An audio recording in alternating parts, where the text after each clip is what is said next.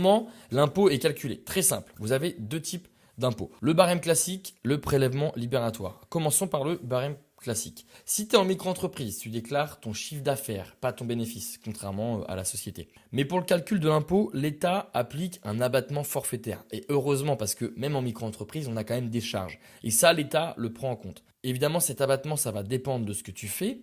Vente de marchandises. Donc, on va avoir un abattement de 71%. Ça veut dire qu'en gros, l'État part du principe que vous allez avoir pas mal de charges parce que vous faites de l'achat-revente. Donc, on vous enlève 71%. Prestation de services commercial, ça sera 50% et l'activité libérale, ça sera 34%. Si on regarde un petit peu plus près avec les chiffres, donc si tu es en prestation et que tu déclares 50 000 euros de chiffre d'affaires, tu seras imposé non pas sur 50 000 euros de chiffre d'affaires, mais bien sur 25 000 euros. Pourquoi? Parce que tu es en prestation de service et l'État propose un abattement de 50% des 50 000.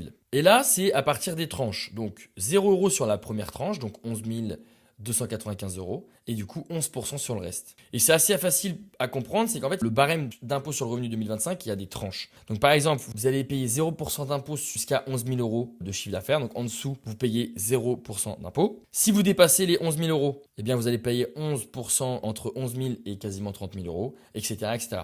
Donc là, comme nous, on est imposé sur 25 000, on ne va pas dépasser cette tranche-là. Donc on va payer 11% d'impôt, mais 11% à partir des 11 000.